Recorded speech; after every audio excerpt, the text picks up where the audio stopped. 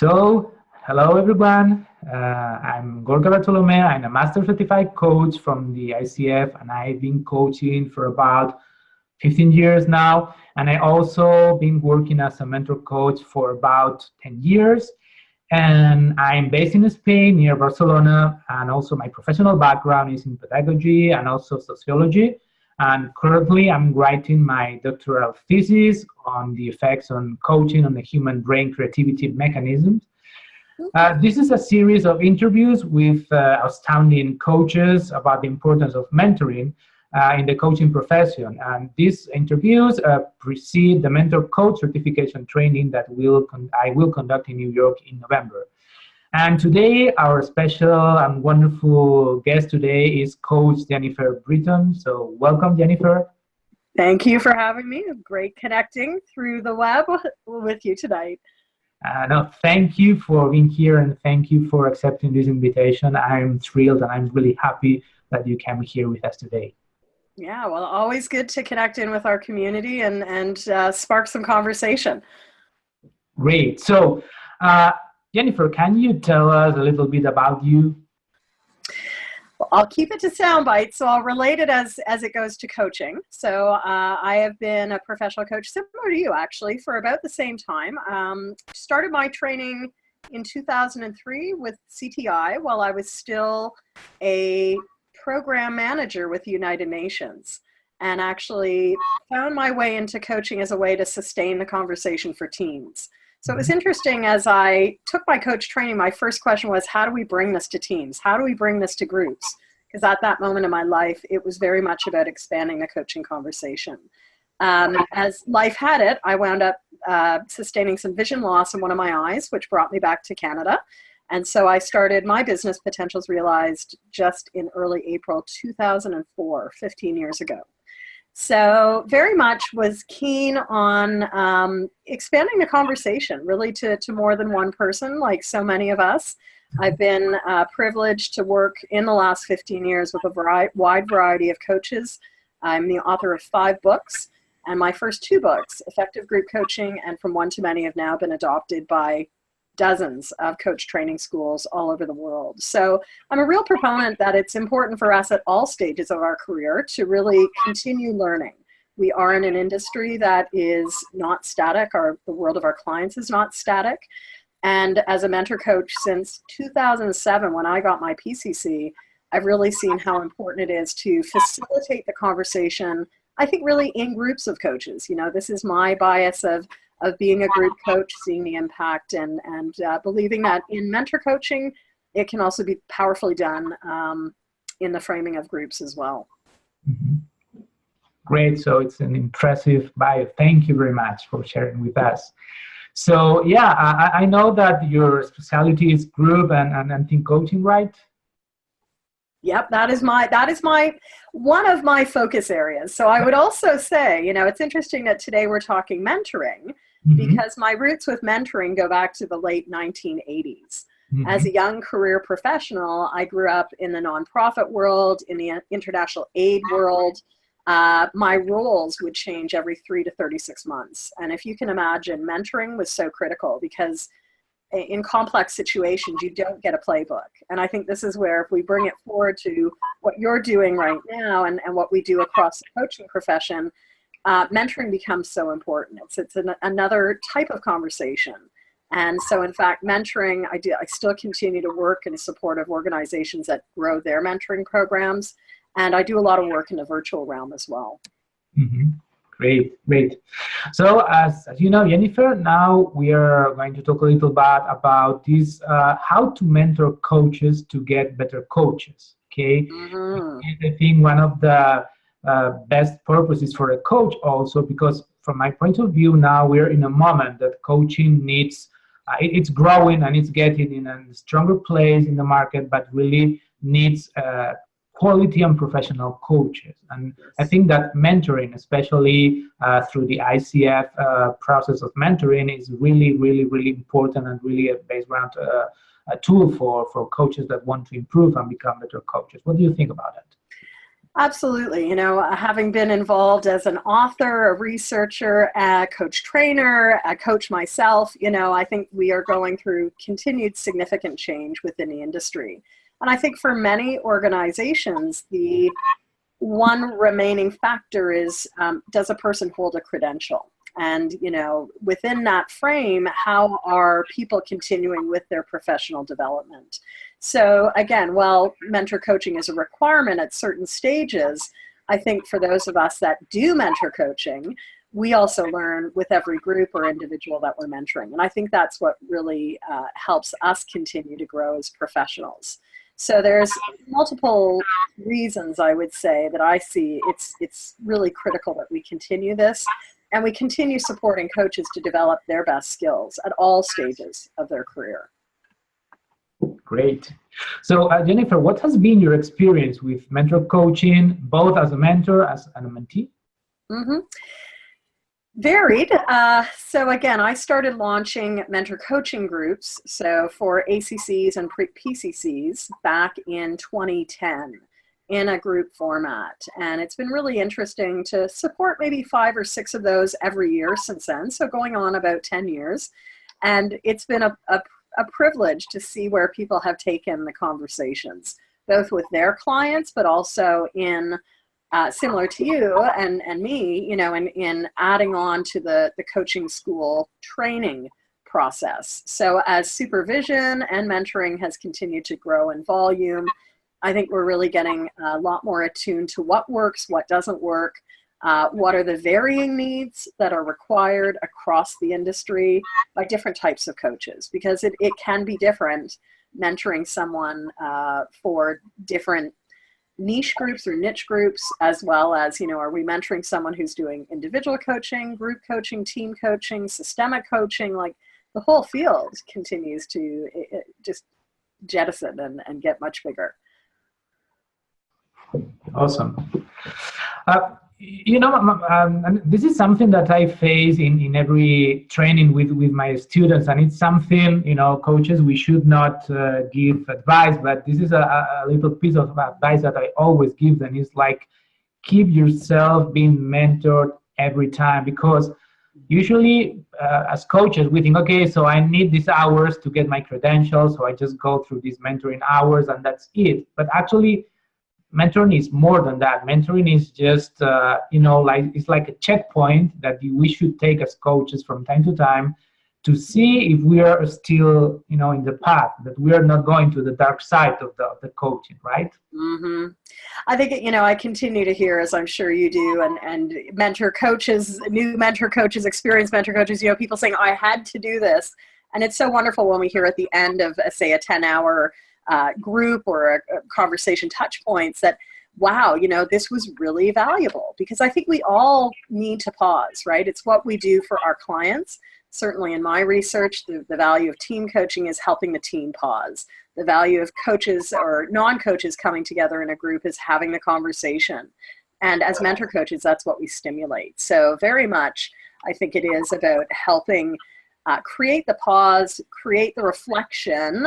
And again, if you're in a group, really seeing how the conversation can play out in different ways as well. Because I think we get in our own rut. The more that we coach, the more we may be in our own areas of comfort, which may or may not really serve the varied clients that we're supporting.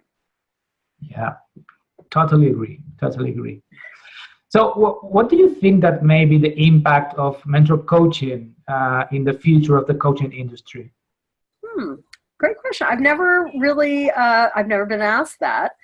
I think it will continue to grow in volume and necessity as well, given the continued growth and change of the context we coach within. Can we ever stop learning, right? Formally or informally. So even if mentor coaching, and I say this to a lot of coaches regularly, even if you don't need to have mentor coaching, what are you doing to further your skill base? What are you doing to create those pause points? And so I think we do need to look, like all industries do, at formal and informal mentoring, as well as reverse mentoring, right? So there's a lot of talk in tech sectors and leadership around reverse mentoring. And I think for us as an industry, as many of us get to be more seasoned guards, whether we are older or not, age-wise, are we continuing to grow? Are we continuing to learn from related industries, non-related industries? Because it's very easy for professions as they grow to become very insular rather than cross-disciplinarian. And I think we need that. I say that as a multidisciplinarian myself. And so how do we keep growing in a reverse way as well? Mm-hmm. Okay. For me, actually, being a mentor coach, for me, it's a really important role in the coach world, because now I think that we are in a really important point. We need to help to grow our business and our profession, which is great, which is beautiful. But it will only be able to evolve and to get better if we develop great coaches. I mean, this is the only way. If clients, if the industry, they perceive that coaching is that great, so then the profession, it will grow. And I think that here the mentor coach has a great responsibility, because he's the one who is going to be able to, help people to meet the standards, to review the competencies, to review all the markers. And that's why I think that responsibility has to be built with a great training also, because I also see a lot of self-made mentors. And what do you think about that? Well, definitely. I think, to be a great mentor coach, we need to understand what the competencies are. We need to also have experience to have seen it in all its varied forms, right? Like, I think there's also a risk in our profession that people will start coaching to the exam. And I do see that. And if we look at the research base across, the competencies are the competencies. And we always need to ensure that if someone's saying I'm a group coach, a team coach, we're still leading with that framing. And I think we also have to understand that in coaching many, there are going to be nuances as well. So I think it's a very dynamic place, but for us to have a common voice and a common framework, I think in this moment, to your point, this is where it's really critical that we are leading from a shared and common framework. Otherwise, we risk, I think, fractures. And that's not going to benefit anyone, including our clients. Certainly we're there to help clients accelerate, slow down, just have a greater impact in this world. And so we need to also be very aligned within ourselves. So yes, I think mastery critical for everyone at all stages. Right. So interesting what you're saying. Thank you so much. So how has mentor coaching, Jennifer, made you a better coach? I think by regular, and so at any given time, I'll probably have 1 or 2 mentor coaching groups on the go. And it's my time to also pause as I listen in and listen to conversations play out, reconnect with the competencies, help people really look at, what do they notice about impact of themselves, and what are they learning from others in the group? That is very, to your word, it really is responsibility as an educator, but it's also seeing the ripple effect. So when I started my business, my business logo is the water drop, and it really is about how do we ripple out the conversation, one conversation at a time. Because I think if we really look at scale, right, we're still a small industry in a world of 6 billion plus people. So I was drawn to coaching from my former lens of work. How do we bring coaching into communities? How do we bring coaching into governments? How do we affect change at all levels? And that's got to be multiple conversations. And I think as mentor coaches, we do get to work with world changers. And worlds are big and small, right? It's all about impact. And so I think that really is a privilege that I get to experience pretty much every week of the year, which is amazing. Really amazing. Yeah, being a coach is such a great profession, and there is so much to do. And you think so?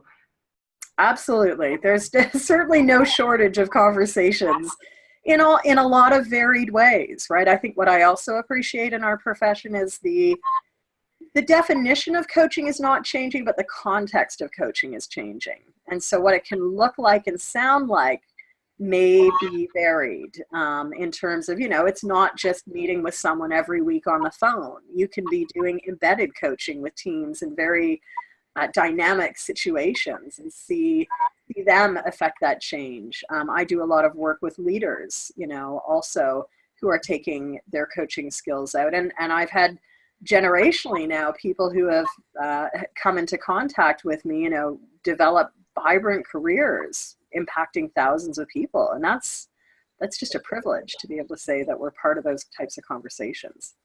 Yeah, totally agree.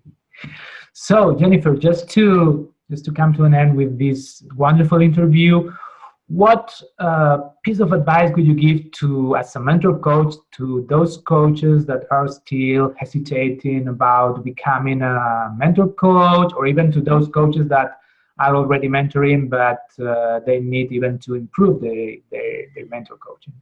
Well, I think one thing I've continued to hear year after year is the appreciation of a safe space where coaches can reconnect with their skills, ask the questions that they maybe have not felt safe asking anywhere else, and creating an environment where people are challenged to not only do good coaching, but look at what's not working. And I think we need to really, mastery growth only happens with positive and constructive feedback. And so really creating that safe space where we can learn from maybe a conversation that wasn't so great. And so that's something to keep in mind. It is direct communication. We've got to directly communicate, as the ICF says, in a way that is culturally appropriate and appropriate for the person that we're working with. And I think that is a key point of advice. Don't sugarcoat, right? And always get the people we're mentoring to also be looking constructively at what could have been better, what could have been different, what is the client really saying, and to really be always attuned into the client, what they're saying and what they're not saying. So a few nuggets in that one, Gorka. I'll leave it with you to unpack it. Yeah, wonderful ones. Thank you so much, Jennifer. Thank you for your wisdom. Thank you for your experience. It's been a wonderful interview, and well, I cannot thank you enough for your time and also for accepting this invitation. So thank you so much from the bottom of my heart. Oh, my pleasure. I hope that you have many good conversations, and it will have a ripple effect. I hope so. So thank you very much, and hope to talk to you soon, and hope to see you soon also. Thank you very much. All right. Thank you, Gorka. Good to meet you. Take care. Have a great evening. You too. Bye-bye. Okay. Bye.